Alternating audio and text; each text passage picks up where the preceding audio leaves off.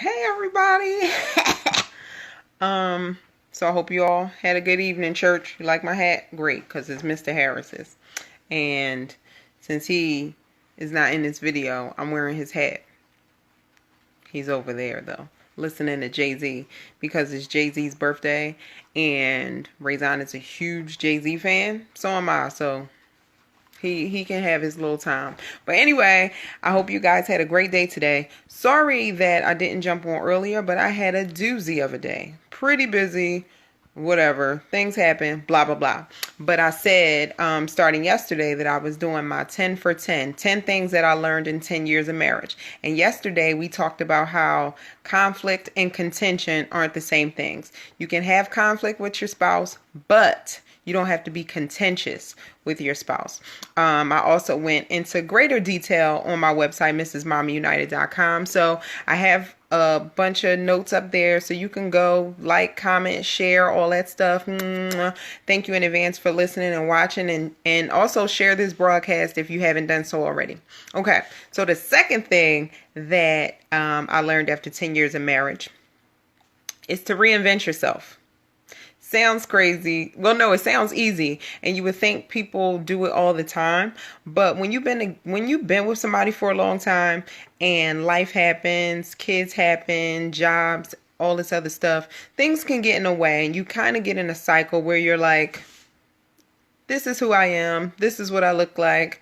He loves me. I love him. Blah blah blah blah blah." And it can get really mundane and boring. But I challenge you to reinvent yourself. Do something that you don't usually do.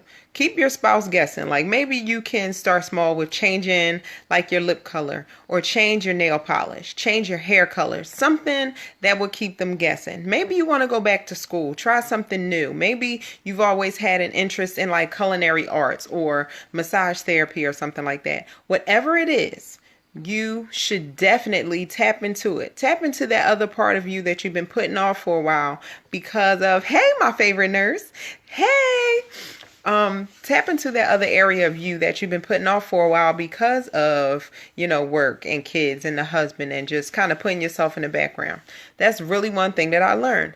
Reinvent yourself, because my husband and I have been together since 2001. We were total high school sweethearts. So clearly I'm not the same person, and it would be really, really boring if I looked the same, sound the same, and did the same things that I did in high school.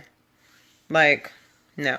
Some areas we have to grow up, some things that we mature into, other things that we learn and evolve into. And that's really what I had to do, and be intentional about it, because I'm very methodical. So I love structure, order, patterns. Spontaneity kind of messes me up sometimes. Like I have to have planned spontaneity, if that makes sense. Hey, Vicky. I have to have planned spontaneity where I can be wild and free.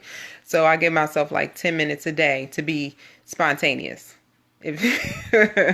But honestly, when you're in a relationship, when you're in a marriage, it's really, really, I think it's super uber important not to forget about yourself, and not to use that as an excuse. You know what I mean? Because as a mom and as a wife, we can always put things and tasks in front of what we need personally in order to feel like our best self, and to feel the prettiest, and to feel wanted.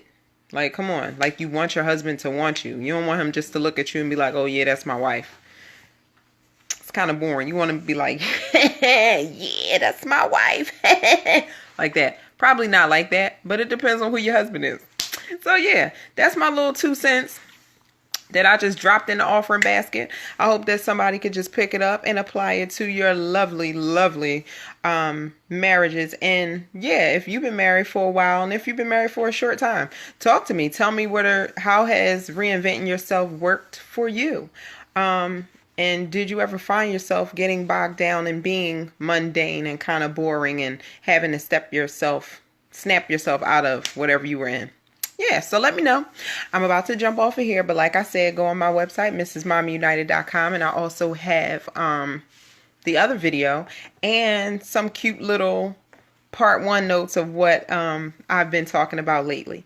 So tomorrow is day 3, and I can't wait to share with you guys my third thing that I learned after 10 years of marriage. Okay?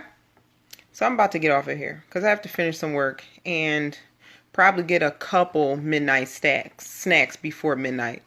Don't judge me, okay? But I love you guys. Have a great night. Bye.